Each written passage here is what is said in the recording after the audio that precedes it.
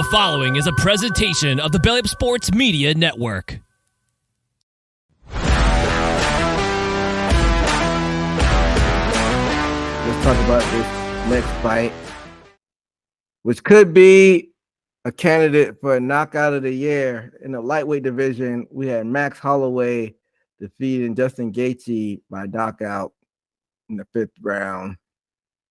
So Holloway just looked dominant. I think he won all 5 rounds. He was schooling Gaethje on the feet. And you think, I mean, you know what I think was the turning point was when he did that spinning kick to his nose, Gaethje's nose, and appeared to break his nose. Yeah. But did whatever he wanted to. And what's going to live in UFC lore from here on out with 20 seconds left in the fight, maybe even 10. Holloway pointed into the middle of the ring and said, "Let's throw down." They went in there like a movie or like some type of Rocky movie or something like that, and just went at it and stand and bang. And with 1 second left, Holloway was able to sleep Gaethje. And like I said, that'll go down as probably knockout of the year or be in contention for it. I don't think it'll be in contention for a fight of the year because it's pretty one-sided in my opinion. All 3 of us had Gaethje going in, and I think it was pretty much a pick 'em. I mean, Admire didn't think Holloway had a chance. Even in the pre-show, I said Gaethje will win this one, but I said if Holloway wins, he's going to have to, just outstrike him and go to a decision, and that was pretty much what's about to happen until they decided to do that firefight at the end. But I'll start off with you, Admire. What are your thoughts on this one? Yeah, it was complete domination by Max. I've never seen Gaethje just kind of not be able to, stand and trade in the beginning. Like you said, that back kick that Max did, I think it was at the end of the 1st round. So Gaethje, was dripping blood and having breathing problems the whole fight. It's not going to go down as fight of the year. It's probably not going to make knockout of the year. But to me, this is that was the greatest moment in UFC history because of just the situation. It was, I keep saying, landmark event. But Max could have coasted to that win easily. He could have ran. He could have kept him at bay the last 20, 10 seconds, whatever. But he decided to do what I don't think anybody else would have done. And he's done it before. He put his whole fight on the line to just stand there and trade and put on a show and close it out with 1 second left. I mean, if you just think about what the UFC, how it was created, it's a test of all the different skills. What's the best skill? Who's the baddest man? They were fighting for the BMF title. Everything just surrounding it, to me, makes that the greatest moment in UFC history. It was just insane. Definitely insane. Steve, what are your thoughts? Man, I think a few people said it. This is the fight that probably got me dead until I woke up until later on in the fights. This got me on my feet. Didn't expect it. Had me screaming. But about the fight, I thought Gaethje could engage more and really wasn't able to hit Holloway like we thought he would, like we seen in Tony Ferguson, whatever. And what I thought was honorable about Max Holloway is he not only told him to stay in the middle because he was winning. To me, that's like, I'll give you a chance to win. You know what I'm saying? You can possibly knock me out. So not only he gave him a chance, and I think that happened with Holloway. What did he do that with? Ricardo Lamas? Yeah, it was the first one he did it with Lamas, and then he did it with somebody else. Yeah. And 3rd time's a charm, isn't it? Not only he asked him and then during the decision, he knocked him out. So almost did Gaethje a favor to where he made him live by the sword and he died by the sword, you know, and it all went out with a bang. And I think that helped both of them. Although Gaethje had the worst end of that, I wasn't the worst end of that, but I think, and like I say, everybody loves Gaethje. I think that even for what it worth gives him promotion too. Yeah, it was definitely a memorable moment that'll go down in the history books of the UFC. Going back to Admire, as far as greatest moments of all time, you could probably put that up there, but I have to think about it being number one because you had some good moments. We have recency bias, but I agree with you, Admire. The magnitude of the event, kind of probably propels it a little bit more, but I don't know, just off the top of my head, as far as last second wins, that Yair Rodriguez against Zombie, wasn't that Zombie, Steve? That he did that against? That was I think, crazy moment. Wasn't Rodriguez down in that fight? Yeah, he was on his way to winning. He was on his Zombie was. And got an elbow. So you could put that right there with it, but that wasn't on UFC 300. So I have to go back and look, but that was epic. Yeah, but if you think about that though, Zombie was winning that fight, and Zombie didn't say let's just bang it out like completely. Like I don't know, man. It might be recency bias, but it just the way that I've seen a lot of fighters when they've dominated for 5 rounds, the last 30 seconds they try to avoid getting hit, they avoid engaging. And Max, just like Steve said, Max was like, here, I'm going to give you a chance to just knock me out and get your highlight win, your come from behind win. I don't know, man. It was just, and like I said, not the greatest fight, not the greatest knockout, but just a moment that encompasses everything a fighter should be. Yeah, definitely. Like I said, it's epic. And we'll definitely go back and look at that as like, a pivotal moment when thinking back to this UFC 300. But let's go back and talk about something we were talking about earlier. This is more so on the loser side. Arman Tsarukyan, it looks like he would have the next shot at lightweight. You had Justin Gaethje just lose, so he pretty much just gave up his title shot by taking this risky fight. And like I said, nobody really saw this coming, so maybe Gaethje didn't see it coming. So you think that Tsarukyan, this was supposed to be, I guess, a de facto title eliminator match, and you put the winner of Tsarukyan Oliveira in there, but they announced that it's going to be Poirier versus Islam Makhachev. That's at 302, right? We were talking about this before you jumped on, Steve. That's at 302. Yep. So I don't know. I mean, do you think Tsarukyan is kind of foolish for not wanting to jump right back in there and just take the title shot? Because who knows what will happen in between now when Poirier and Islam fight. You never know if Conor looks good, they want to throw him right back into the mix. So should Tsarukyan have just sucked it up and try to get back in the training camp and take the fight? I think he should stay healthy and be ready in case there's a pullout. If Conor wins, I mean, Conor's fighting Chandler at welterweight, so I don't think a win justifies giving him a lightweight title shot. Yeah.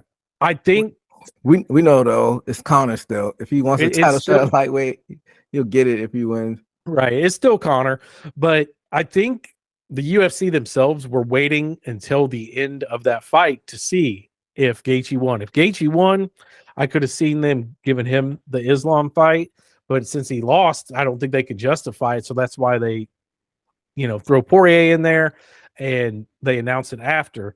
I think Tsarukyan should just stay ready in case anything happens to either Islam or Poirier. Tsarukyan should wait.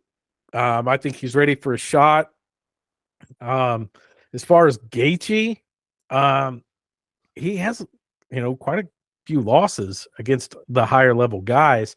I don't think Gaethje is really ever going to be champ. I think Gaethje should take exciting fights. I think he's a big guy. I think he should explore maybe moving up to welterweight and just put on good fights. I am afraid for Gaethje. If you look at all the fights he's been in, most of them have been wars, back and forth slugging. Even his first fight in the UFC against Michael Johnson, and then he traded with Poirier, Eddie Alvarez. The Chandler fight was classic. Gaethje's taking a lot of damage, man. I don't know if he wants to continue. I mean, he's a warrior. He's gonna, but in my mind, maybe Gaethje might be able, think about slowing down. Steve? Yeah, I would think so, especially this late in his career with that nose injury. That's going to cause problems for the rest of his career. And I think they even talked about how he even got that fixed in the past in the commenting. I think if I remember, probably had a lot to do with that knockout, that broken nose. Like you say, he has a lot of miles on him, especially after this knockout. And it's like, seems like not too long ago Poirier got knocked out by him, but it seems like Dana tries to give these people a push when they're at the end of their career to get a champion. And I think Gaethje lost his opportunity. I mean, had the BMF belt, right? So at least he achieved something. Yeah, that's not a real thing though. I mean, Dana White's trying to make it, but it's still not a real belt. I get it, It seems like Gaethje gets so close and then just falls off. It's like Poirier too.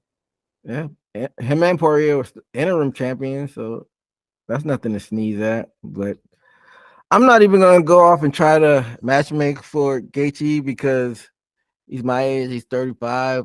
He needs to take time off and actually heal from getting knocked out like that, or his next fight would probably definitely be his last fight, taking damage like that. So I say takes time to rest, assess what he wants to do next. I wouldn't be opposed to what Admire said. Maybe he'd go up to welterweight. He's a tweener though. Like he would have been perfect for that 165 division, which the UFC doesn't have. Yeah, just rest up, go back to the drawing table, and maybe we'll see who he matches up with later. But as far as Holloway goes, looks like he has options at both. Like, I think he could, make his case to face Makhachev if he wanted to, or the fight that a lot of people want to see against him and Ilya Topuria. What y'all think Holloway's next step should be? Stay at lightweight or go back down to featherweight? I think for me, featherweight is the move. Did you see Topuria's face? Like when they showed him, a lot of people are trying to say that the camera caught him off guard, but Topuria looked really scared after that fight. I mean, he did not look excited. Maybe they did catch him off guard, but I think Max is a company man and he's kind of earned the right to call his shot and just kind of do whatever he wants. If I was Max, I wouldn't really take a number one contenders fight, up there at the top of the lightweight division. I don't want to see Max against Oliveira, Sarukian, Dariush, anybody like that. I think if Max wants a lightweight shot, then wait and see how Sarukian plays out against Poirier or Makhachev, or just go straight in after Topuria. Okay, Steve. Yeah. After that, definitely he's got all to say that he's got all bragging rights for the rest of the year for that moment. And I think he should go down and challenge. I wouldn't think. Well, Max might, if he times it right and waits, he might have some. It's a very shot in the dark. If Conor does good, he might claim some type of storyline with Conor. Oh, I like that. I like it. I don't like that. I do. Nah, I don't like that. I don't think Conor would take it. But I don't think you should have Holloway fool around with Conor McGregor's foolishness right now, because I think he's still got some title potential. Throw Conor in there with a Diaz, because Diaz is what he is. But I don't want him mixed up with Holloway at this point. See if Holloway could get a title, and if he still fails, then I wouldn't be opposed to him and Conor. But like you said, they do have a storyline, even though that was light years ago. It was like 10 years ago that fight happened. But why do you like it so much, Admire? It's got a history and some of the storyline behind it. I mean, it was earlier in McGregor's career. It was early in, Max's career. They're two completely different fighters from where they were. You got to think they fought in 2013, 11 years ago. They've both gone on to be bigger fighters than that. I'm not sure where they were at on that card. Let me see if I can pull that up. But I think even back then, they were on the prelims. Think about that.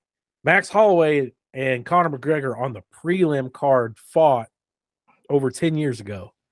To bring that back after, Max is still doing it, McGregor not so much, but Max brings the prestige of BMF title, what he just did. He's been at the top of the chain for a while. McGregor brings the star power, and just bringing all that together, that's a huge fight, man. That sells a lot of pay-per-views. Yeah, go ahead, Steve. Like you said, key word, BMF. Hey, you can make any rule with that title. Who's gonna fight who, and who knows? Conor might go for that, even though he would go for the gold. If that doesn't work out, I can see Conor falling back on a BMF title just to make money. If Max Holloway, because Max Holloway is gonna have to give it away. Yeah, I'm with you, Admire. That would be as far as like star power and like a fight that everybody would pay for. That would probably break $1 million. But I'm looking at it from more so of a competitive standpoint. It doesn't really make sense. And if I'm Holloway, I was gonna say a money fight will always be there, but you never know with Conor. He's an unpredictable fella, but I say go for the title first, and if that fight's there in 2 years or so, then try to go for Conor. Try to kill two birds with one stone.